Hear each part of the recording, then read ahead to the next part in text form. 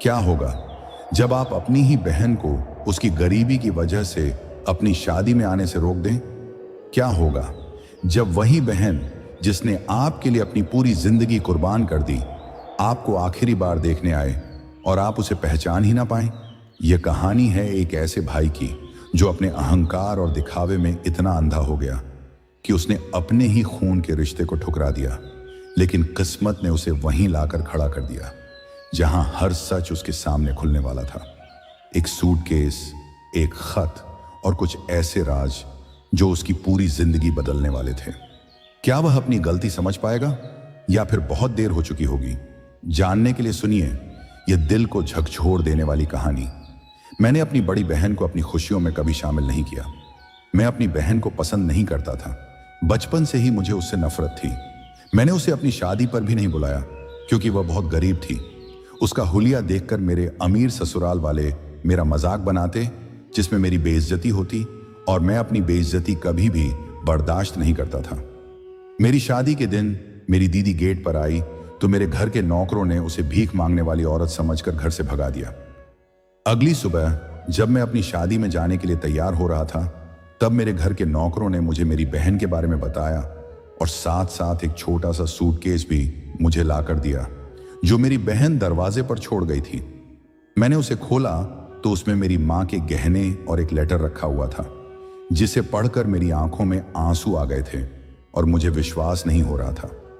मेरी बहन बाहर थी, बारिश हो रही थी। मेरी माँ बाहर छज्जे के नीचे बैठी बाहर के नजारे को घूर रही थी।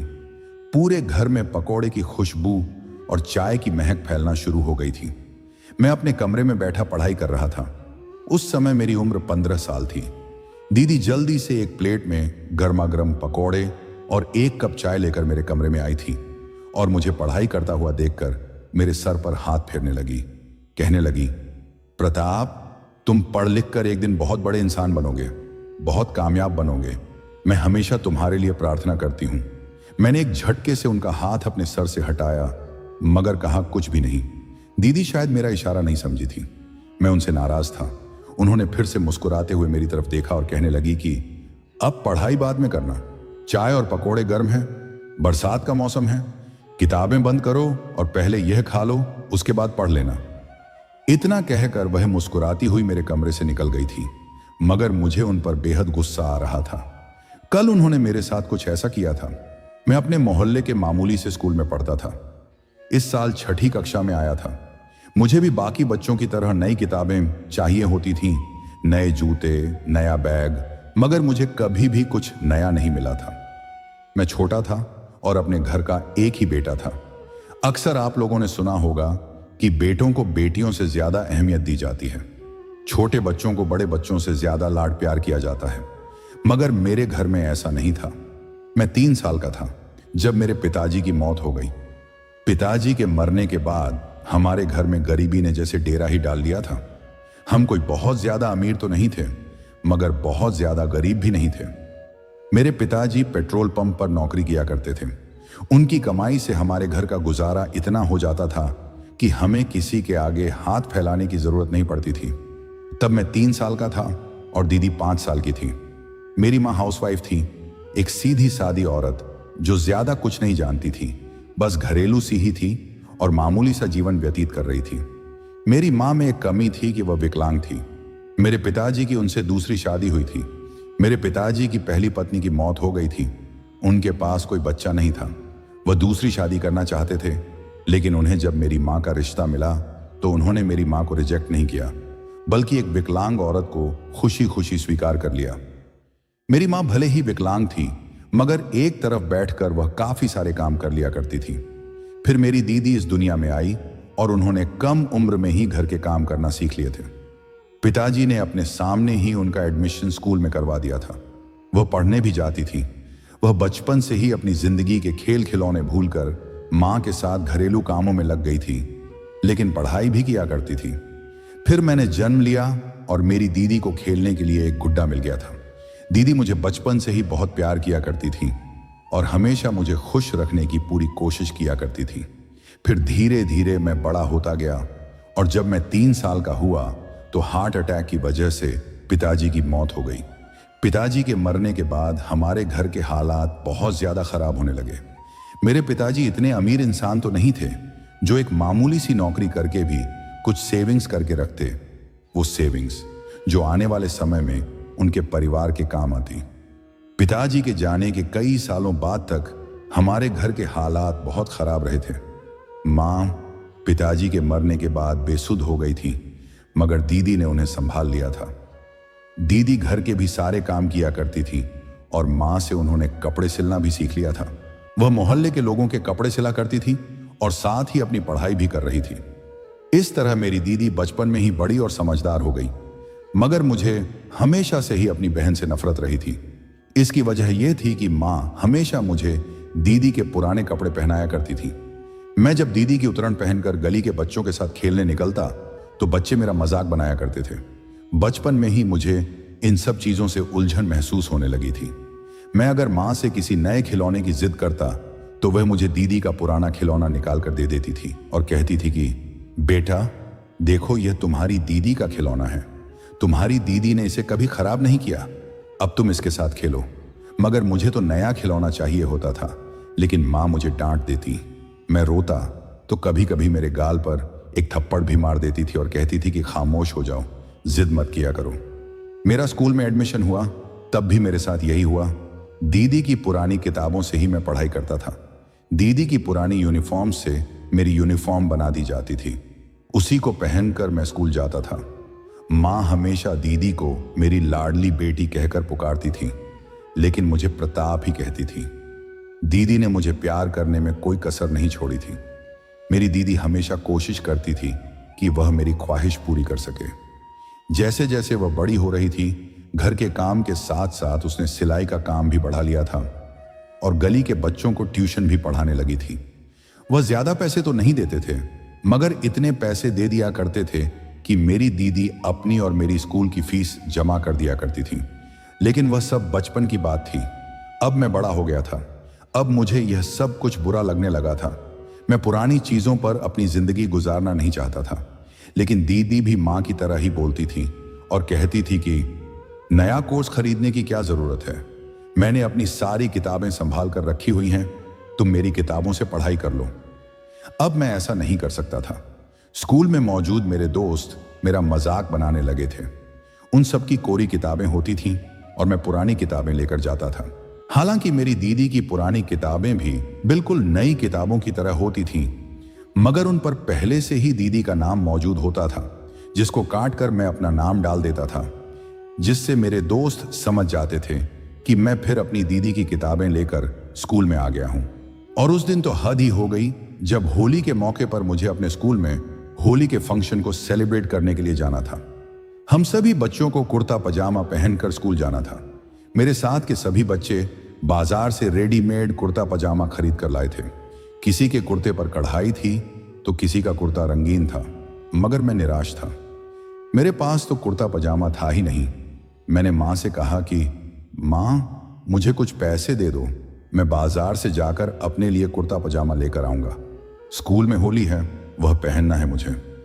तभी दीदी बोल पड़ी और कहने लगी कि बस इतनी सी बात है, मैं अपने भाई की ख्वाहिश अभी पूरी की देती हूँ। मेरा एक वाइट कलर का सूट रखा हुआ है, मैं तुम्हारे साइज का कुर्ता पजामा कर देती हूँ। यह सुनकर मुझे बहुत गुस्सा आया था और मैंने दीदी से इनकार कर दिया था कि मैं अब आपके कपड़ों से बने हुए कपड़े नहीं पहनूंगा, मुझे नया कुर्ता पजामा ही चाहिए। मैंने जिद बांध ली थी। तब मुझे माँ ने प्यार से समझाया, देखो बेटा, तुम्हारी बहन बहुत मेहनत करती है, तब जाकर इस घर का गुजारा होता है। तुम्हारी बहन हर तरह से पैसों की बचत करती है। बाजार से तुम्हारा कुर्ता काफी महंगा आएगा और यहाँ तुम्हारी बहन फ्री में उसे तैयार कर देगी, जिसमें तुम अच्छे भी लगोगे। देखो, तुम्हारी दीदी ने तुम्हारे लिए होली के रंग भी खरीदे हैं, तुम कल इन्हें स्कूल लेकर जाना और खूब एंजॉय करना। मैंने कहा, बचत बचत बचत। इस घर में बचत के नाम पर हमेशा मेरे साथ अन्याय होता आया है। दीदी को तो हर चीज नई दी जाती है और माँ, आप मुझे हर बार बचत का पाठ पढ़ा देती हो। मैं अब आप लोगों की एक नहीं सुनूंगा। मैं उस दिन बहुत रोया था और मैंने फैसला कर लिया था कि मैं अगले दिन स्कूल होली फंक्शन में नहीं जाऊंगा। लेकिन जब मैं सोकर उठा तो मैंने देखा कि मेरे बिस्तर पर नया कुर्ता पजामा मौजूद था और ढेर सारे होली कलर्स भी थे। मैं बहुत खुश हो गया था और फिर स्कूल चला गया था। मैं जानता था कि यह सब कुछ मेरी दीदी ने किया है। मुझे चाहिए था कि मैं उनसे थैंक यू बोलता, मगर मेरी जिंदगी में हर चीज की रुकावट भी तो उनकी वजह से ही आती है। इसलिए मैंने इस बात को नजरअंदाज कर दिया था और फिर स्कूल चला गया था। वक्त गुजरता रहा, हम दोनों भाई बहन बड़े होते गए। दीदी अब काफी हद तक जवान हो गई थी। मोहल्ले की काफी सारी औरतें माँ के पास उनका रिश्ता लेकर आती थीं, लेकिन दीदी खुद ही इनकार कर देती थी और कहती थी कि नहीं, अभी मुझे शादी नहीं करनी। पहले मैं अपने भाई को खूब पढ़ाना चाहती हूँ। ये पढ़ लिख जाए, इसकी नौकरी लग जाए, इस घर में कोई कमाने वाला हो जाएगा, तब जाकर मुझे सुकून मिलेगा। मैं अपने भाई और माँ को इस तरह गरीबी में छोड़कर नहीं जा सकती। माँ उनको बहुत समझाती थी और कहती थी कि देखो गौरी बेटी, पहले ही तुम हम लोगों के लिए काफी कुछ कर चुकी हो, तुम शादी कर लो। रोहन का क्या है, रोहन पढ़ाई भी करता रहेगा और नौकरी भी करता रहेगा। तुम फिक्र मत करो, हम लोगों का गुजारा तो जैसे तैसे ही हो जाएगा। जवान बेटी को घर बिठाकर मैं अपने आप को पापी नहीं बनाना चाहती। दीदी उनको तसल्ली देती थी और उनको कहती थी कि माँ, आप अपने आप को दोष मत दो, मैं अपनी मर्जी से शादी नहीं करना चाहती हूँ। दीदी भले ही कितनी अच्छी थी, लेकिन मुझे एक आंख नहीं भाती थी। और फिर जैसा वह चाहती थी कि मैं जवान हो जाऊं, मेरी पढ़ाई पूरी हो जाए, मेरी नौकरी लग जाए, तो ऐसा भी हो गया था। मैं नौकरी पर लग गया था, लेकिन मेरी माँ ने इस चीज का भी गलत फायदा उठाया था। मेरी नौकरी लगे अभी पहले महीना ही हुआ था जब मेरी 1 महीने की सैलरी आई और माँ ने ऐलान कर दिया कि मैंने गौरी की शादी करने का फैसला कर लिया है। यह सुनकर तो मेरे होश ही उड़ गए थे। मैंने कहा, माँ आप होश में तो हैं ना, इतनी जल्दी? माँ ने कहा कि हाँ बेटा, तुम्हारी बहन के लिए बहुत अच्छा रिश्ता आया है।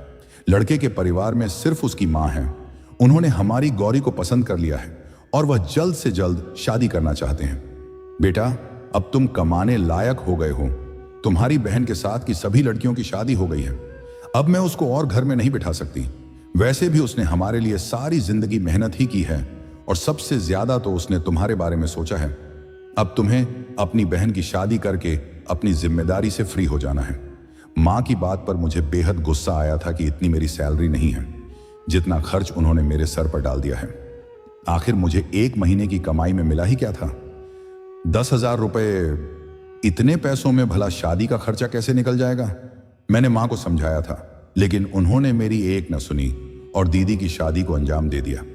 दीदी को हमने दान दहेज नहीं दिया था, बस उनके ससुराल के कुछ लोगों को बुलाकर शादी की रस्में की और बारात में आए मेहमानों को खाना खिला दिया था।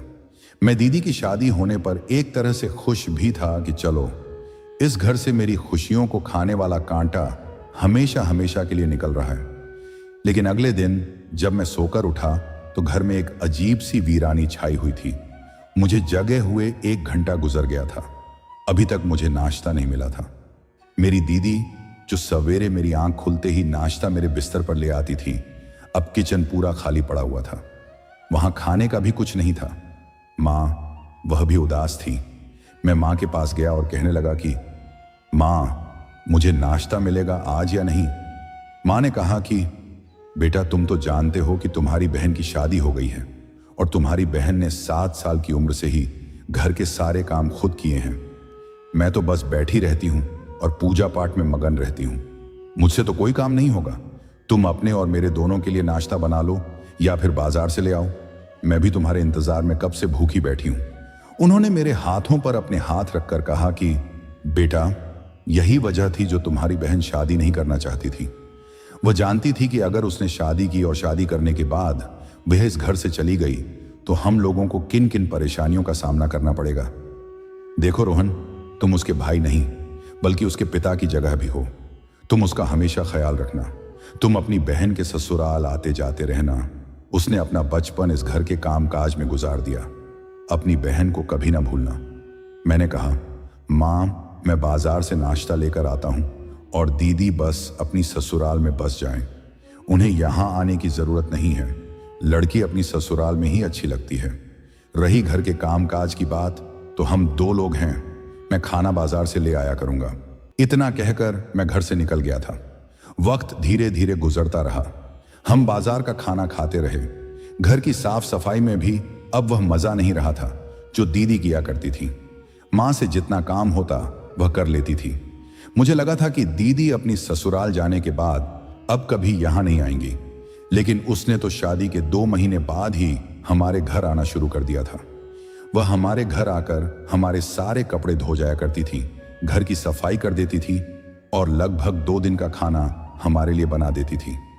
मैंने माँ को कई बार समझाया भी था कि वह दीदी से यहां आने को मना किया करें।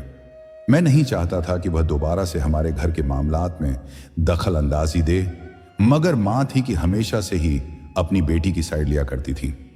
मेरी नौकरी अच्छी चल रही थी और अब वक्त गुजरने के साथ साथ मैं काफी समझदार भी हो गया था और मुझे एक लड़की से प्यार हो गया था।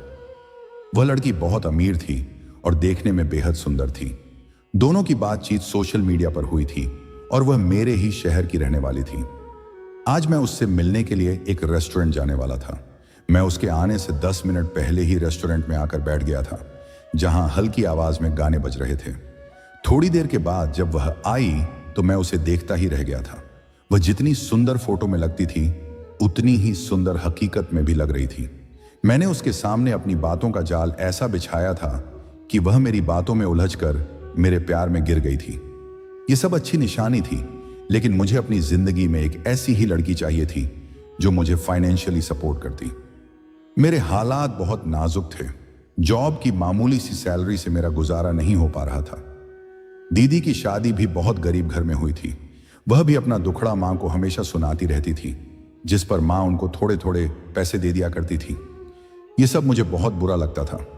कई बार मैं मां पर बरस भी पड़ता था, मगर मां के आंसू हर बार मुझे इमोशनली ब्लैकमेल कर देते थे।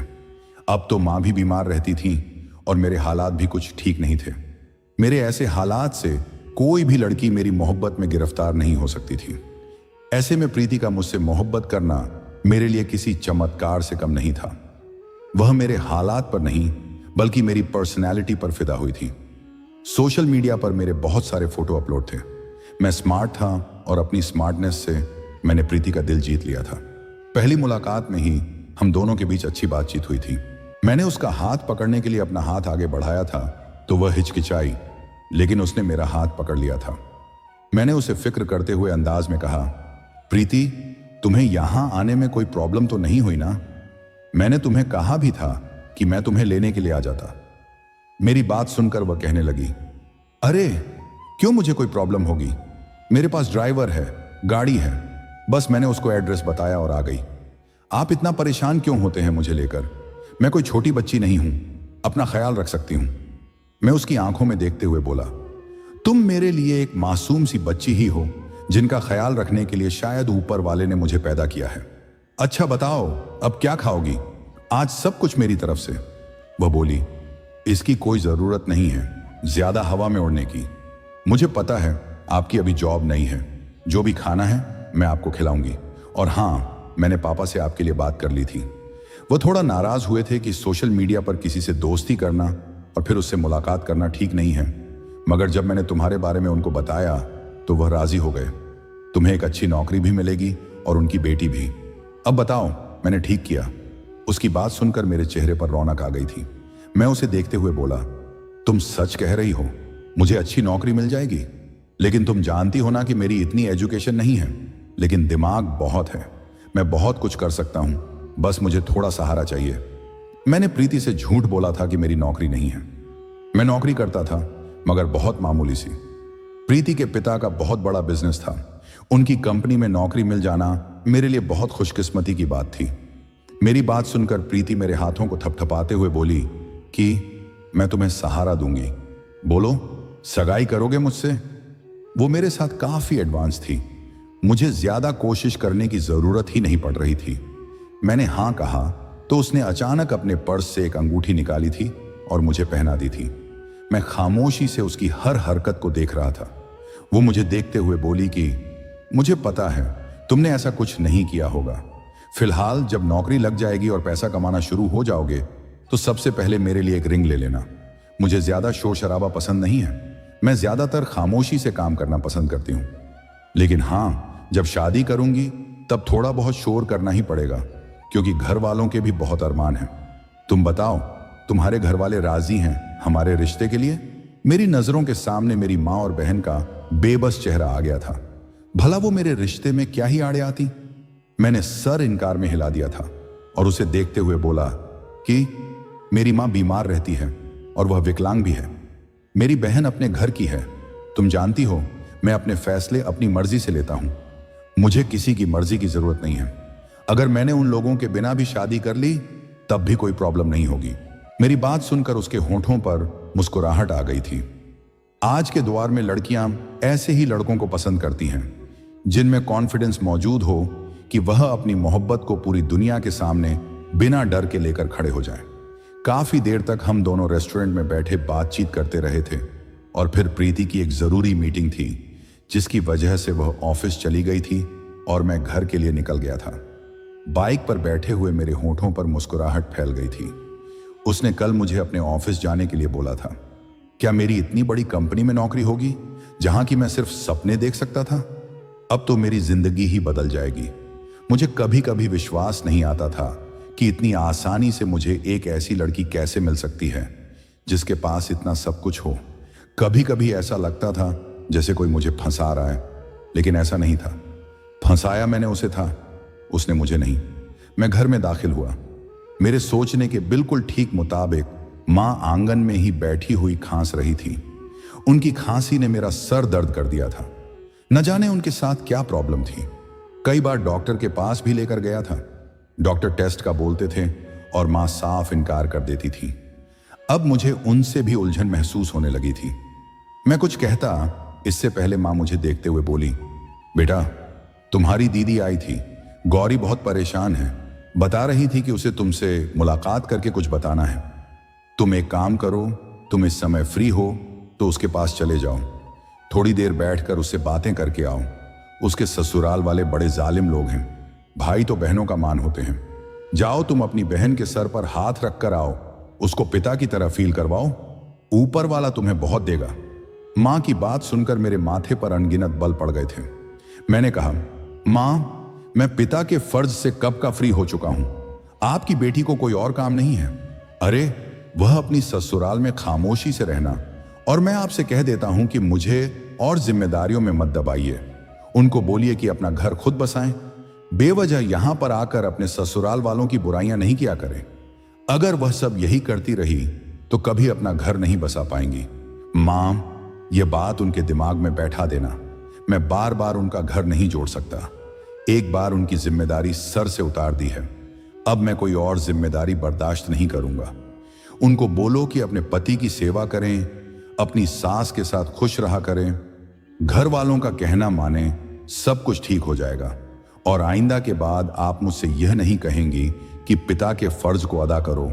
जो करना था मैं कर चुका हूं। यह कहकर मैं अपने कमरे में चला गया था। हर समय यही इस घर में सुनने को मिलता था। दीदी की शादी अजीब घर में हुई थी। वो लोग गरीब भी थे और बेवजह के बदमाश भी, लेकिन अब शादी हो चुकी थी तो उसको निभाना मेरी बहन की जिम्मेदारी थी। अब हम कब तक उसका सहारा बनते?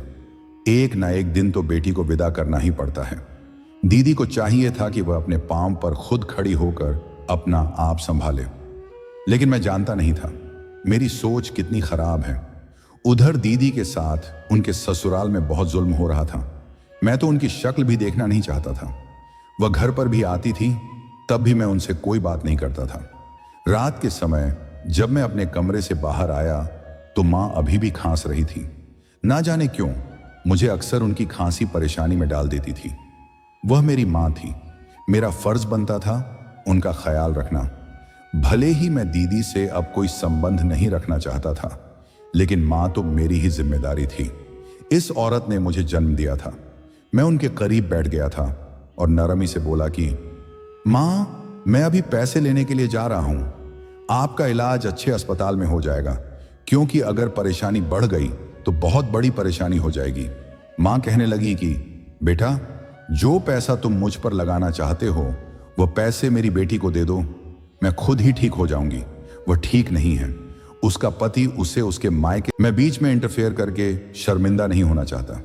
मां कहने लगी तो फिर ठीक है, तुम जाओ यहां से, मैं खांस खांस कर मर जाऊंगी। तुम भूल गए हो कि तुम्हारी बहन ने बचपन से लेकर जवान होने तक हमारे लिए कितना कुछ किया। वह तो शादी भी नहीं करना चाहती थी। मैं ही उसकी शादी करवाने की जिद पर अड़ी हुई थी। मगर मुझे क्या पता था कि शादी के बाद भी मेरी बेटी को सुकून नहीं मिलेगा। काश तुम्हारे पिता आज जिंदा होते तो मेरी बेटी इस तरह परेशान ना हो रही होती। मेरा गुस्सा अब और भी बढ़ने लगा था। मैं अब उन्हें क्या बोलता। उन्हें बेटे की खुशी प्यारी ही नहीं थी। मेरे चेहरे की मुस्कुराहट, आंखों की चमक उन्हें कभी नजर ही नहीं आती थी। अगर कुछ नजर आता था तो सिर्फ अपनी बेटी की तकलीफें। मैं यह नहीं कहता था कि उनके साथ अच्छा हो रहा है, लेकिन वह अपनी जिंदगी को बेहतर बना सकती थी। एक औरत के हाथ में ही होता है कि वह अपनी जिंदगी को बेहतर और खुशनुमा बनाए। मर्द तो होता ही बाहर का है। फिलहाल मैं उठा और अपने दोस्त की तरफ चला गया था। मैंने प्रीति की दी हुई अंगूठी अपने दोस्त के साथ सोनार की दुकान पर जाकर बेच दी थी, जिसके मुझे लगभग रुपये लाख मिले थे। वह सोने और हीरे की महंगी अंगूठी थी। मैं खुश था कि आज के बाद इसी तरह के महंगे महंगे गिफ्ट मेरे पास हुआ करेंगे। इस बात का मुझे अंदाजा था कि यह खबर प्रीति को नहीं मिलेगी कि मैंने उसे दी हुई अंगूठी बेच दी है। मैंने फैसला कर लिया था कि यह पैसे मैं शादी से कुछ समय पहले खर्च करूंगा। अब भी मैं यही सोच रहा था जब मेरा मोबाइल बज उठा था। मैंने मोबाइल निकालकर देखा तो गौरव जी का फोन आ रहा था। यह कोई और नहीं बल्कि हमारे घर के बराबर वाले किराना स्टोर के मालिक थे। मैंने फौरन कॉल रिसीव कर ली थी। उनकी तरफ से घबराई हुई आवाज सुनाई दी। रोहन, तुम्हारी मां की तबीयत बहुत खराब हो गई है। मैं और मेरा बेटा उन्हें अस्पताल लेकर जा रहे हैं। तुम भी सरकारी अस्पताल पहुंच जाओ। उनकी बात सुनकर मेरी जान निकल गई थी। वह मेरी मां थी। हम दोनों के बीच लाख नाराजगी सही, लेकिन मैं अपनी मां से जुदा नहीं होना चाहता था। मैं जल्दी से अस्पताल पहुंचा था। मेरी दीदी भी दरवाजे पर ही नजर आ गई थी, मगर मैं उन्हें नजरअंदाज करते हुए सीधा गौरव जी के पास गया था, जो एक तरफ खड़े हुए थे और मुझे देखते ही फौरन आगे आ गए थे। मैं उन्हें देखते हुए परेशानी से बोला, क्या हुआ है मां को? सब ठीक तो है? वो मेरे कंधे पर हाथ रखते हुए बोले, देखो रोहन, तुम्हें हौसला करना है। मैं और तुम कुछ नहीं कर सकते। उनकी बात सुनकर मैं बोला, क्या मतलब है आपकी बातों का? मेरी मां कैसी है? मैं अभी कुछ कहता इससे पहले ही गौरी दीदी रोते हुए मेरे गले से लग गई थी। उनका रोना मेरी समझ से बाहर था। मैंने उनको खुद से दूर किया था और उन्हें देखते हुए बोला, मेरे साथ चिपकने की जरूरत नहीं है। मुझे यह बताओ मां कहां है और कैसी है? वह रोते हुए बोली, मां नहीं रही रोहन। यहां पहुंचते पहुंचते ही उनकी सांसें बंद हो गईं और उनको हार्ट अटैक हुआ था। दीदी की बात सुनकर मैं ऐसा हो गया था जैसे काटूं तो बदन में लहू नहीं। मैं जमीन पर गिर गया था और रोते हुए कहने लगा, नहीं, ऐसा नहीं हो सकता। यह कैसे मुमकिन था? मां कैसे जा सकती थी? अभी थोड़ी देर पहले ही तो हम दोनों मां बेटे बैठे हुए बातें कर रहे थे। ज्यादा से ज्यादा 3 घंटे ही तो गुजरे थे। मैं अपना सर पकड़कर रो रहा था। मुझे अपनी मां से बहुत लगाव था। दीदी मुझे रोता हुआ देखकर एक बार फिर से मुझे थाम कर बोली, हौसला करो रोहन। मैंने दीदी को जोर से धकेल दिया था और उन्हें देखते हुए बोला, यह सब कुछ तुम्हारी वजह से हुआ है। हर रोज तुम मां के पास आकर बैठ जाती थी और अपना रोना रोती रहती थी। तुम्हारी ही तकलीफ लेकर वह इस दुनिया से चली गई। कई बार मैंने आपको बंद शब्दों में समझाया था कि मां बीमार रहती है।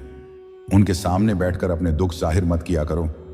मैं भी तो बहुत सारी तकलीफों का सामना करता हूं, लेकिन मैं तो कभी मां को कुछ नहीं बताता था, सिर्फ यह सोचकर कि वह बीमार हैं और मेरी तकलीफ सुनकर और बीमार हो जाएंगी। मगर तुम बेटी होकर भी नहीं समझी।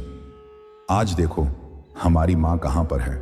अभी जब मैं घर से निकल रहा था तब वह मुझसे यही बोल रही थी कि तुम्हारी बहन खुश नहीं है, उसका पति उसे मारता पीटता है। अब इसमें मेरी मां का क्या कसूर था जो तुम उनके सामने बैठकर यह बकवास करती थी? तुम्हारे इस पागलपन की वजह से आज हमारी मां हमारे बीच नहीं रही। हम दोनों अनाथ हो गए हैं। ना पिता है और ना मां है। सब तुम्हारी वजह से हुआ। यह कहकर मैं एक बार फिर से फूट फूट कर रोने लगा था। मुझे अब सब कुछ बुरा लग रहा था। इंसान को अपने रिश्तों की कदर तब होती है जब उसके पास वह रिश्ते नहीं बचते, और मुझे सच में बहुत रोना आ रहा था। दीदी कुछ नहीं बोली, बस रोए जा रही थी। डॉक्टर ने डेड बॉडी मेरे हवाले कर दी थी। मां का अंतिम संस्कार करने के बाद मैं अपने आप को बहुत अकेला महसूस कर रहा था। मैं अभी घर के दरवाजे पर उदास बैठा हुआ था। जब एक गाड़ी मेरे सामने आकर रुकी थी, मैंने सर उठाकर देखा तो गाड़ी से कोई और नहीं बल्कि प्रीति बाहर आई थी। उसे देखकर मैं हैरान रह गया था। करीब आकर उसने मुझे गले से लगा लिया था और हौसला देते हुए बोली, हिम्मत करो रोहन, इस तरह हिम्मत नहीं हारते, ऊपर वाला तुम्हें सब्र देगा। मुझे अफसोस है इस बात का, तुम्हारी मां अब इस दुनिया में नहीं रही। मैं कुछ नहीं कर सकती, इस तरह से मत रो। मैं हैरानी से बोला, तुम्हें कैसे पता चला? मैंने तो अभी तक किसी को खबर भी नहीं दी थी। वह कहने लगी, जिस अस्पताल में तुम थे वहां के एमडी मेरे चाचा जी हैं। उन्होंने मुझे बताया था कि तुम्हारी मां की मौत हो गई। मैं अपने सारे काम छोड़कर तुम्हारे पास आई हूं। मुझे पता है तुम अपनी मां से कितना प्यार करते हो। तुम्हारी बहन कैसी है? उनकी कंडीशन ठीक है ना? मैंने कहा, उनका तो नाम ही नहीं लेना। यह सब कुछ उनकी वजह से ही हुआ है। उन्होंने मेरी मां को इतनी तकलीफ दी कि आज वह इस दुनिया से ही चली गई। मैं तो उनकी शक्ल भी नहीं देखना चाहता। मैंने उनको कई बार समझाया था कि तुम्हारी जो भी प्रॉब्लम्स हैं तुम खुद ही सॉल्व किया करो, लेकिन उन्हें मेरी भाषा समझ ही नहीं आती थी। आज नतीजा देख लो, ना उनके पास मां बची है और ना ही मेरे पास। अब वह किसको जाकर अपनी तकलीफें बताएंगी? बेटियों को चाहिए कि जब वह अपने घर की हो जाए तो वह अपनी सारी प्रॉब्लम्स अपने तक ही रखा करें। ना ही बेटियां अपना घर बसा सकती हैं, लेकिन मेरी दीदी के दिल और दिमाग पर तो सिर्फ लालच ही सवार रहता है। बचपन से लेकर उन्होंने अब तक अपना ही फायदा किया है और हमेशा मेरा नुकसान। मैं जानता हूं वह जरूर यही चाहती है कि किसी भी तरह हमारा घर बिक जाए और उसके पति को पैसे मिल जाए। इतना कहकर मैं फूट फूट कर रोने लगा था। प्रीति मुझे सहारा देते हुए बोली, अच्छा बस ऐसी बातें मत करो। इस समय तुम्हारी दीदी भी तकलीफ में होंगी, उनको भी तुम्हारी जरूरत होगी। मैं चिढ़कर बोला, खबरदार, जो यह शब्द तुमने अब कहे तो मैं कभी उनके सर पर हाथ नहीं रखूंगा। मैं तो उनकी शक्ल भी नहीं देखना चाहता। और हां, तुम भी उनसे नहीं मिलोगी। वह तुम्हारी सोच के जैसी नहीं है। मेरी बात सुनकर वह खामोश हो गई थी। कई दिनों तक मेरे खाने पीने का खर्चा प्रीति ने ही उठाया था। मैंने उसे कई बार मना भी किया था कि रहने दो, मैं कर लूंगा, मगर उसका कहना था कि कोई बात नहीं, तुम्हारा ख्याल रखना मेरी जिम्मेदारी है। मुझ में हिम्मत नहीं थी कि मैं छोटी छोटी बातों को लेकर बहस करता, इसलिए जैसा वह कर रही थी मैंने करने दिया था। अब मैं घर में अकेला रह गया था। मुझे बहुत रोना आ रहा था। मुझे बार बार वह लम्हा याद आ रहा था जब मैं मां को कहता था कि आप मेरे साथ अस्पताल चलो, और वह हर बात के बदले एक ही बात कहती थी कि तुम अपनी बहन के घर चले जाया करो, उसके सर पर हाथ रखो, उसे तुम्हारी जरूरत है। और मैं गुस्से से चिल्लाता था।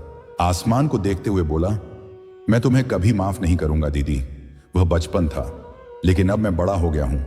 तुम्हारी वजह से हमेशा मैंने दुखों का सामना किया है। आज मेरी मां भी इस दुनिया से तुम्हारी वजह से ही गई है और मैं कुछ नहीं कर पाया। कहने को मैं बहुत लापरवाह था, अपनी मां की तरफ ज्यादा ध्यान नहीं देता था, लेकिन मुझे अपनी मां से बहुत मोहब्बत थी। वक्त धीरे धीरे गुजरने लगा था। दिन हफ्तों में और हफ्ते महीनों में बदल गए थे और अब प्रीति मुझ पर शादी का प्रेशर बना रही थी। उसका कहना था कि अब तुम मुझसे शादी कर लो, तुम अकेले हो चुके हो और तुम्हारा अकेला रहना ठीक नहीं है। मेरी अभी तक उसके पेरेंट्स से मुलाकात नहीं हुई थी और ना ही मैंने अभी तक जॉब ज्वाइन की थी। कई बार उसने मुझे जॉब के लिए बुलाया भी था, लेकिन मेरा दिल अंदर से मर चुका था। मेरा दिल चाहता था कि कभी मैं अपनी बहन से मुलाकात करूं, उससे पूछूं क्या हुआ है, मां तुम्हारे बारे में ऐसी बातें क्यों करती थी। लेकिन मुझे उनसे नफरत भी महसूस हो रही थी। आज रोज जैसा ही दिन था। मैं अपने कमरे में चुपचाप लेटा मां की तस्वीर देख रहा था जब घर के दरवाजे पर दस्तक हुई थी। मैं समझा मेरा कोई दोस्त आया होगा, इसलिए बिना हुलिया ठीक किए दरवाजे के पास आ गया था। दरवाजा खोला तो सामने कोई और नहीं, प्रीति के पापा और उसके भाई खड़े हुए थे। मैंने जल्दी से अपनी शर्ट का कॉलर ठीक किया और उन्हें नमस्ते किया। प्रीति अंदर दाखिल होते हुए कहने लगी, पापा और भैया तुमसे मिलना चाहते थे, इसीलिए मैं उन्हें लेकर आई हूं। मैं धीरे से बोला, कम से कम मुझे एक मैसेज तो कर देती, घर पूरा बिखरा पड़ा है, मैं कहां बैठाऊंगा इन लोगों को। प्रीति कहने लगी कि तुम्हें टेंशन लेने की जरूरत नहीं है, हम तुम्हारे बैकग्राउंड को अच्छी तरह से जानते हैं, इसलिए परेशान मत हो। उसके भाई ने फ्रेंडली बिहेव करते हुए मेरे कंधे पर हाथ रखा था। मैंने गहरी सांस भरकर उन्हें हॉल में रखे हुए सोफे पर बैठा दिया था। उसके पापा मुझे देखते हुए बोले, जिंदगी में सिर्फ यह घर ही हासिल किया है? क्या इसके अलावा कुछ और भी है? कोई बिजनेस या तुम्हारे पिता का कारोबार कुछ नहीं है क्या? मैंने सरनामे हिला दिया था। अभी मेरा इरादा इन बातों का नहीं था, बस प्रीति की वजह से मैं खामोश था। उसका भाई मुझे देखते हुए बोला, तुमने आखिर हमारी बहन पर ऐसा क्या जादू किया है जो तुम्हारे अलावा उसे कुछ नजर ही नहीं आ रहा? उसके लिए डॉक्टर का रिश्ता आया था, वकील का रिश्ता आया था, लेकिन उसके बावजूद भी यह सिर्फ तुम्हें ही अहमियत दे रही है। ऐसा हुआ क्या है तुम दोनों के बीच? उसके भाई के सवालों में शक का असर साफ नजर आ रहा था। मैंने प्रीति पर नजर डाली थी और नरमी से बोला, जब आप किसी लड़की को मोहब्बत देते हैं, उसको प्यार करते हैं, तो वह लड़की आपकी जगह किसी और को अहमियत नहीं देती। मुझे प्रीति से मोहब्बत है, इसीलिए नहीं कि वह अमीर है, बल्कि इसीलिए कि मैं उससे प्यार करता हूं। अपनी जिंदगी में कभी मैंने किसी लड़की को शामिल नहीं किया। कोई मुझे आज तक पसंद ही नहीं आई, लेकिन जब से प्रीति को देखा है, उसके अलावा मुझे कोई अच्छा ही नहीं लगता। जो मोहब्बत मुझे प्रीति से है, शायद ही कभी किसी और से हुई हो। मेरी बात सुनकर उसके पापा कहने लगे, मैं अपनी बेटी के लिए ऐसा ही लाइफ पार्टनर चाहता था। ऊपर वाले का दिया मेरे पास सब कुछ है, बिजनेस है, पैसा है, गाड़ियां हैं, घर है, लेकिन मोहब्बत करने वाले लोगों की कमी है। आज के दौर में पैसा आपको हर जगह मिल जाएगा, लेकिन मोहब्बत करने वाला इंसान नहीं मिलता। मैं तुमसे अपनी बेटी की शादी की बात करने आया हूं। प्रीति तुमसे शादी करने का फैसला कर चुकी है और मैं अपनी बेटी का हर फैसला मानता हूं। इसीलिए मैंने तय किया है, तुम और प्रीति सादगी से शादी कर लो और जब तुम फाइनेंशियली सेटल हो जाओ, तब हम लोग धूमधाम से शादी के फंक्शन को दोबारा करेंगे। तुम्हारे लिए मैंने अलग एक अपार्टमेंट लिया है, तुम वहां प्रीति के साथ रह सकते हो। मैं जानता हूं तुम ससुराल में कभी नहीं रहोगे, और हां, तुम्हारे लिए अच्छी पोस्ट भी निकाली है, तुम आकर नौकरी भी ज्वाइन कर सकते हो। मैंने अब प्रीति की तरफ देखा था, जिसके चेहरे पर एक सुंदर मुस्कुराहट खिल रही थी। मेरा इरादा अभी शादी करने का नहीं था, मैं अभी सिर्फ अकेला रहना चाहता था, लेकिन उसकी खुशी की खातिर मैं राजी हो गया था। अगले 2 दिन के बाद मैंने कंपनी में भी विजिट किया था। उन्होंने मेरे लिए बहुत अच्छी नौकरी निकाली थी, जिससे मैं कमा भी सकता था और जिंदगी को सुकून के साथ जी भी सकता था। जो अपार्टमेंट उन्होंने हमें दिया था, वह भी बहुत आलीशान बना हुआ था। मैंने दिल में सुकून की सांस ली थी कि सब्र का नतीजा अच्छा निकला। शादी उन लोगों के कहने के बिल्कुल ठीक मुताबिक सिंपल तरीके से हुई थी। मेरा एक लम्हे के लिए दिल किया था कि मैं अपनी शादी में अपनी बहन को शामिल जरूर करूं, लेकिन मेरे दिल ने फौरन इनकार कर दिया था कि कोई जरूरत नहीं है ऐसे इंसान को अपनी खुशी में शामिल करने की, जो सिर्फ मेरी खुशियों को देखकर जले और उसके दिल में मेरे लिए कोई एहसास ना हो। मगर कहते हैं ना, यह सिर्फ और सिर्फ दिमाग का फितूर होता है। जिस इंसान को आप पसंद नहीं करते हो, उसके लिए आपके दिल में ऐसी ही फीलिंग्स आती हैं। शादी के समय मुझे मेरी माँ बहुत याद आई थी। उन्हें मेरी शादी की बहुत चाहत थी। शादी होने के बाद मैं और मेरी पत्नी अपार्टमेंट में ही शिफ्ट हो गए थे। वहां मैंने उसका स्वागत बहुत अच्छे तरीके से किया था और वक्त अब इसी तरह से गुजरता जा रहा था। मां के जाने के बाद मेरे दिल से लालच अब खत्म हो गया था और सिर्फ मेहनत का जज्बा था। जो नौकरी उसके पिता ने मुझे दी थी, उस नौकरी में मैं बेहद मेहनत कर रहा था। मेरी पत्नी अक्सर मुझसे कहती थी कि इतना ज्यादा काम को सवार मत करो, यह सब तुम्हारा ही है, मगर मैं हमेशा खामोश हो जाता था। यह सब कुछ उसका था, लेकिन मुझे अपना भी बनाना था। समय तेजी से गुजर रहा था और हमारी शादी को पूरे 6 महीने गुजर गए थे। इस बीच मैंने काफी पैसा इकट्ठा कर लिया था। अब मेरा इरादा अपनी शादी का फंक्शन धूमधाम से करने का था। शादी के फंक्शन के इनविटेशन कार्ड छप चुके थे। ऑफिस के कुछ लोगों को भी बुलाया गया था और सारे रिश्तेदारों को भी, और बाकी मैंने अपनी पत्नी पर छोड़ दिया था। तुम जिसे बुलाना चाहती हो बुला लो। जिस समय मैं मेहमानों की लिस्ट बना रहा था, उस समय मुझे सिर्फ और सिर्फ मेरी दीदी याद आई थी, लेकिन मैंने इग्नोर कर दिया था। वह इतनी अमीर नहीं थी कि मेरे ससुराल वालों के सामने आती। बेवजह वह लोग उसका मजाक उड़ाएंगे और कहीं ना कहीं मुझे गुस्सा आएगा। इन 6 महीनों के बीच एक अच्छी चीज यह हुई थी कि मेरा दिल गौरी दीदी से साफ होने लगा था। मैंने पुरानी दुश्मनी भुला दी थी। मैं अब हकीकत की जिंदगी में सांस लेना चाहता था। वक्त धीरे धीरे गुजरता जा रहा था और आज वह दिन भी आ गया था जब मेरे घर में चहल पहल हो रही थी। सब अपनी अपनी तैयारियों में बिजी थे, जबकि मेरा दिल कहीं ना कहीं दीदी में अटका हुआ था। मेरा दिल चाह रहा था कि मैं उनको बुला लूं, उन्हें अच्छे कपड़े दिलाऊं, उन्हें अपने साथ बिठाऊं, लेकिन मैं मजबूर था। अभी फिलहाल मैं ऐसा कुछ नहीं कर सकता था। मैं अभी सैलून से घर आया ही था जब दरवाजे के पास एक औरत बैठी हुई मुझे नजर आई थी। काफी पुराने कपड़ों में थी, साड़ी भी कई जगह से फटी हुई थी। मेरा दिल अजीब सा हो गया था। मैंने जानबूझकर ड्राइवर से गाड़ी रुकवाई थी और खुद गाड़ी से उतारा था। उस औरत के करीब जाकर बोला कि यहां पर क्यों आई है? यह कोई अनाथालय नहीं है, ऐसे बैठी हो, जाओ यहां से। लेकिन वह कुछ नहीं बोली थी। उसका झुका हुआ सर मुझे अजीब सी उलझन में डाल रहा था। मैंने अपना वॉलेट निकाला और 100 का नोट उस औरत की तरफ बढ़ा दिया था और तेज आवाज में बोला कि आइंदा इस दरवाजे पर मत आना, तुम औरत हो, अपने कपड़े ठीक करो और आज के दौर में महिलाएं सुरक्षित नहीं हैं। इतना कहकर मैं गाड़ी में बैठ गया था और गाड़ी अंदर चली गई थी।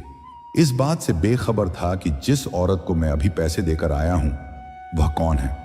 मैं सारे कामों से फ्री हो चुका था, शादी भी बहुत अच्छे तरीके से हो गई थी। अगले दिन जब मैं अपने कमरे में था तब नौकर ने मुझे आकर एक पुराना सा सूटकेस दिया था और कहा कि सर, यह आपके लिए आया है, इसके साथ एक लेटर भी है। कोई औरत यह देकर गई है और उसने कहा है कि मैं यह आप तक पहुंचा दूं, और मैडम ने भी आपके लिए एक मैसेज दिया है कि वह पार्लर जा रही हैं। आपको कोई काम हो तो उन्हें कॉल कर लेना। नौकर इतना कहकर वहां से चला गया था और मैं हैरानी से इस सूटकेस को देखने लगा था। कुछ देर तक मैं उसको देखता रहा और फिर इस लेटर को खोला था। उस लेटर में कुछ इस तरह के शब्द लिखे हुए थे। मेरा प्यारा भाई रोहन, मैं उम्मीद करती हूं जब यह सूटकेस तुम्हें मिलेगा मैं तुम्हारे पास कभी मौजूद नहीं होंगी। यह सूटकेस मां ने मेरे पास अमानत के तौर पर तुम्हारे लिए रखवाया था। तुम्हें लगता था कि मैं मां के पास सिर्फ और सिर्फ पैसा लेने के लिए आती हूं। मैं जानती हूं कि मेरे बचत करने के तरीके ने बचपन से लेकर अब तक तुम्हारे दिल में मेरे लिए नफरत भर दी है, मगर मैं हमेशा से तुम्हारे लिए बहुत फिक्रमंद थी। बचपन से लेकर जवान होने तक मैंने अपनी मेहनत से काफी सारे पैसे कमाए, जिनको ना कभी मैंने तुम्हें दिखाया और ना ही कभी तुम्हें यह जाहिर होने दिया कि मैं रातों को जाग जाग कर सिलाई करती हूं और अपने सारे पैसे जमा करती हूं। और मेरे बचत करने का मकसद भी कुछ यही था कि मैं तुम्हारा भविष्य सुधार सकूं। मैंने तुम्हारे लिए लगभग 5 लाख रुपए जमा कर लिए थे, जो हमेशा से मैं इस सूटकेस में इकट्ठे करती रही थी। मगर जब मेरी शादी हुई तो मुझे नहीं पता था कि शादी के बाद मुझे अपने पति और सास के कितने जुल्मों को बर्दाश्त करना पड़ेगा। मेरे ससुराल वालों को लगता है कि मेरे सर पर पिता का हाथ नहीं है। भाई मुझे समझता नहीं है। मेरी माँ कभी मेरे ससुराल नहीं आती तो वह लोग मेरे साथ कुछ भी कर सकते हैं। वह हमेशा मुझे ब्लैकमेल करते थे कि तुम यहां खाली हाथ आई हो, तुम्हारे भाई ने तुम्हें दान दहेज भी नहीं दिया, तुम्हारी माँ ने तुम्हें कोई जेवर भी नहीं दिया, तुम अपनी ससुराल जाओ और अपने भाई से और माँ से पैसे लेकर आओ। मगर मैं ऐसा नहीं कर सकती थी। मैंने सारी जिंदगी तुम्हारा भला चाहा, तुम्हारे लिए मेहनत मजदूरी की। मैं चाहती तो इन पैसों में से निकाल कर अपने घर को, अपनी जिंदगी को बेहतर कर सकती थी, लेकिन मैंने ऐसा नहीं किया। मैंने अपने भाई के लिए जोड़ी गई अमानत को कभी दूसरों पर न्यौछावर करने के बारे में सोचा भी नहीं। मैं चाहती थी कि जब तुम जवान हो और अपने पैरों पर खड़े हो जाओ, तभी यह तुम्हें पैसे एक तोहफे के तौर पर दूं और कहूं कि तुम इन पैसों से अपना कोई कारोबार करो। मैं जानती हूं कि हमारे पिता की भी अपनी कोई प्रॉपर्टी नहीं थी जिसे बेचकर तुम अपना कारोबार कर सकते। मैं बचपन से ही तुम्हारे बारे में सोचती चली आ रही थी। मैं हमेशा तुम्हें कामयाब देखना चाहती हूं।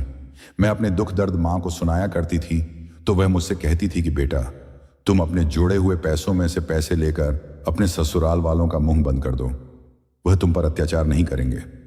मगर मैं ऐसा हरगिज नहीं कर सकती थी। जिस दिन मां की मौत हुई थी उससे एक दिन पहले मां ने अपने सारे गहने मुझे दे दिए थे और कहा था कि तुम यह सब अपने भाई को दे देना, इससे भी उसका भविष्य संवर जाएगा और तुम खुद अपनी अमानत लेकर यहां से चली जाओ, अपने ससुराल वालों का मुंह बंद कर दो।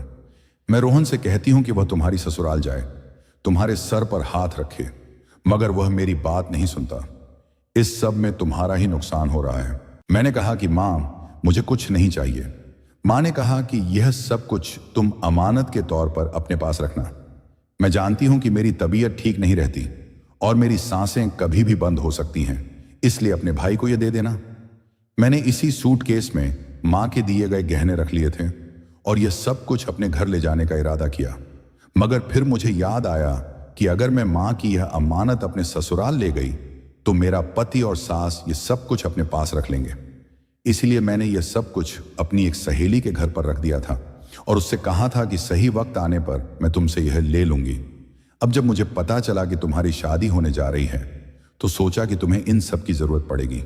माँ के पुराने गहने और मेरे जमा किए हुए पैसे अब तुम्हारे काम आ जाएंगे, इसीलिए यह सब तुम्हें देने के लिए आ गई थी, मगर तुम्हारे सामने आने की हिम्मत नहीं हुई क्योंकि मैं जानती थी कि तुम मुझे देखकर गुस्सा हो जाओगे और मैं तुम्हारे सामने आकर तुम्हारे इस स्पेशल दिन के मौके पर तुम्हारा मूड खराब नहीं करना चाहती थी।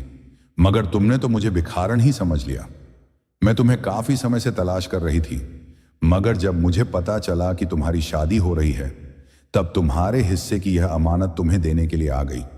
वैसे भी मेरे पति और सास को शक हो गया था कि जरूर मेरी माँ ने मरने से पहले मुझे कुछ कीमती दिया है। वह लोग मुझे रोज मारते पीटते हैं और कहते हैं कि अपनी माँ की दी हुई कीमती चीज लाकर हमें दो, लेकिन मैं तुम्हारी खुशियों की खातिर सब कुछ बर्दाश्त कर सकती हूं। मैं खुश हूं। मैं मर भी गई तो कभी तुम्हारे सामने नहीं आऊंगी। तुम्हारी जरूरत थी तो तुमने सच में मुझे नहीं देखा। हमेशा खुश रहो मेरे भाई। और हां, एक बात और कहना चाहती हूं, कभी भी अपने बेटे को यह मत समझाना कि बेटियां बोझ होती हैं, बल्कि बेटे को यह समझाना कि बेटियां सर का ताज होती हैं और जिस घर में बेटियां नहीं होती वहां कुछ भी नहीं होता। मैं मर जाऊंगी लेकिन तुम्हें अपना अंतिम संस्कार करने की इजाजत नहीं दूंगी। तुम्हारी दीदी गौरी। मैंने तड़प कर इस सूटकेस को खोलकर देखा था तो उसके अंदर मां के गहने मौजूद थे और वह रुपए भी, जिसका जिक्र इस लेटर में दीदी ने किया था। मुझे याद आया कि मैं मां के मरने के बाद इन गहनों को तलाश करने की कोशिश की थी, लेकिन मुझे वह नहीं मिले थे। मुझे यही लगा था कि मां ने अपने गहने जरूर दीदी को दे दिए होंगे, लेकिन यह झूठ था। सारे जेवर उन्होंने मेरे लिए अमानत के तौर पर रखे थे और दीदी ने भी बचपन से लेकर अब तक सिर्फ मेरे भविष्य के बारे में ही सोचा था। दीदी बिल्कुल ठीक कह रही थी कि बेटियां सर का ताज होती हैं, आंखों का मान होती हैं, दिल की ठंडक होती है। यह मैंने क्या कर दिया? मेरी मां जैसी बहन जिसने हमेशा मेरा भला सोचा, मैं हमेशा उससे नफरत करता रहा। जब मेरे घर बेटा और बेटी जन्म लेंगे तो क्या मैं अपने बेटे को यह समझाऊंगा कि तुम्हारी बहन को उसका पति मारे पीटे तो तुम उसे नजरअंदाज कर देना, उसे बोझ समझकर अपने सर से उतार फेंकना? यह सोचकर ही मेरा शरीर कांपने लगा था। मुझे यह क्या हो गया था? मेरी मां जो मुझे समझाती थी कि अपनी बहन के सर पर हाथ रखा करो, वह गलत नहीं कहती थी, वह बिल्कुल ठीक कहती थी। मेरी बहन लालची नहीं थी, बल्कि उन्होंने हमेशा मेरी परवाह की थी और मैं कभी उनकी इस परवाह को समझ ही नहीं पाया था। इस सब पर मेरा हक नहीं था, दीदी का ही था। दीदी चाहती तो इन चीजों का इस्तेमाल अपने ससुराल वालों के लिए और एक सुकून भरी जिंदगी के लिए कर सकती थी। उनका पति उन पर जुल्म करता रहा, फिर भी उन्होंने इस अमानत का ख्याल रखा और अपने ससुराल वालों को उसके बारे में कुछ भी नहीं बताया। इस पर मेरा हक नहीं था। मैं तो आदमी हूं, कमाकर यह सब कुछ इकट्ठा कर सकता हूं, लेकिन वह एक औरत है और फिर भी अपने पति से मार खाती रही क्योंकि हम उन्हें कुछ नहीं देते थे। जब भी वह अपने पति की मार खाकर उनसे कहकर आती थी कि मैं अपने भाई से कुछ पैसे लेकर आऊंगी और मैं उन्हें कुछ नहीं देता था, वह खाली हाथ चली जाती थी। इसके बावजूद भी मेरी दीदी ने मेरी अमानत पर नजर तक नहीं डाली। मतलब जिस औरत को मैं 100 का नोट देकर आया था, वह औरत मेरी दीदी थी। अचानक ही मेरी आंखों से आंसू बहना शुरू हो गए थे। मैं घर से निकला था और सीधा दीदी के ससुराल पहुंच गया था। आज भी वह लोग वहीं पर रहते थे। मैं जैसे ही उनके घर में दाखिल हुआ तो अगले लम्हे ने मेरे शरीर को हिलाकर रख दिया था। उनका जालिम पति उनको मार रहा था इस बात के लिए कि दीदी ने वह सूटकेस मुंह तक कैसे पहुंचा दिया। मैं फौरन से आगे बढ़ा था और उनके पति को दूर कर दिया था और उन्हें देखते हुए बोला, खबरदार, जो तुमने मेरे सामने मेरी बहन को हाथ भी लगाया। तुम समझते क्या हो खुद को कि इसे मारते रहोगे और इसे देखने वाला कोई नहीं होगा। तुम जैसों को मैं एक लम्हे के लिए जमीन के अंदर गाड़ दूं? सिर्फ अपनी बहन की वजह से मैं तुम्हें छोड़ रहा था, लेकिन तुम इस काबिल नहीं हो। मैं अपनी दीदी को यहां से लेकर जा रहा हूं। 2 वक्त की रोटी, तन पर पहनने के लिए कपड़े और रहने के लिए छत मैं इनको दे सकता हूं। दीदी की सास मेरे सामने आ गई थी और मुझे बातें सुनाने लगी। कहने लगी, आज बड़ा तुम्हारा दिल तड़प रहा है। मां की मौत के बाद बहन को दूध से मक्खी की तरह निकाल कर फेंक दिया। अब आए हो बहन से मोहब्बत का दिखावा करने के लिए। मैंने पलट कर दीदी को देखा था। वह सर झुकाकर रो रही थी। उनके चेहरे पर नीले निशान थे। उनकी साड़ी फटी हुई थी। मैंने जल्दी से उन्हें गले लगाया था और हाथ जोड़कर उनसे माफी मांगी थी। दीदी, मुझे माफ कर दो। मैंने बहुत गलतियां की हैं। आपने एक बहन होकर भी मेरे साथ मां और पिता दोनों जैसा व्यवहार किया, लेकिन मैं भाई होकर भी आपके साथ पिता तो दूर की बात, भाई होने का फर्ज भी नहीं निभा सका। मैंने तुम्हारी कोई जिम्मेदारी नहीं उठाई, जबकि तुम हमेशा मेरी खुशियों का ख्याल रखती रही। बहनों की शादी कर देने का मतलब उनको विदा करना नहीं होता, बल्कि उसके बाद उनकी देखभाल करना, उनकी खैर खबर लेते रहना, यह भाइयों का फर्ज होता है। आप मुझे माफ कर दीजिए। आपको अब अकेलापन महसूस करने की कोई जरूरत नहीं है। आपका भाई आपके साथ है। मैं अपनी बहन को अपने साथ ले आया था। उनकी कोई औलाद नहीं हुई थी, इसलिए मैंने दीदी को उनके दरिंदे पति से अलग कर दिया था और उन दोनों का तलाक करवा दिया था और उन्हें अपने साथ रखने लगा था। प्रीति को इस बात से कोई ऐतराज नहीं था। वह एक पढ़ी लिखी और बहुत समझदार लड़की थी और मेरी बहन बिल्कुल भी लड़ाई झगड़े वाली नहीं थी। वक्त गुजरने लगा था। मैंने जल्द ही दीदी की शादी एक पढ़े लिखे अमीर लड़के के साथ कर दी थी। उन लोगों ने मेरी दीदी को राजकुमारी बनाकर रखा हुआ है। रिश्तों की असली कीमत तब समझ आती है जब हम उन्हें खोने के कगार पर पहुंच जाते हैं। बहनें कभी बोझ नहीं होती, बल्कि परिवार की सबसे बड़ी ताकत और सच्ची हमदर्द होती है। हमें अपने स्वार्थ, अहंकार और दिखावे के कारण अपने अपनों को ठुकराना नहीं चाहिए। भाई का कर्तव्य सिर्फ बहन की शादी कर देना नहीं होता, बल्कि जीवन भर उसकी इज्जत, सुरक्षा और खुशी का ख्याल रखना भी होता है। और सबसे बड़ी बात, पैसा और दिखावा कभी भी सच्चे रिश्तों की जगह नहीं ले सकते, लेकिन सच्चे रिश्ते पूरी जिंदगी को संवार सकते हैं। साथियों, तो कैसी लगी आपको यह कहानी? अगर इस कहानी ने आपके दिल को छुआ हो तो इसे जरूर लाइक करें और अपने दोस्तों व परिवार के साथ शेयर करें, ताकि यह संदेश हर किसी तक पहुंच सके। और अगर आप ऐसी ही दिल को छू जाने वाली कहानियां सुनना पसंद करते हैं तो हमारे चैनल को सब्सक्राइब करना बिल्कुल ना भूलें। साथ ही नोटिफिकेशन बेल को जरूर दबाएं, ताकि हर नई कहानी सबसे पहले आप तक पहुंचे। धन्यवाद। मिलते हैं अगली एक नई और भावुक कहानी के साथ। राधे कृष्णा।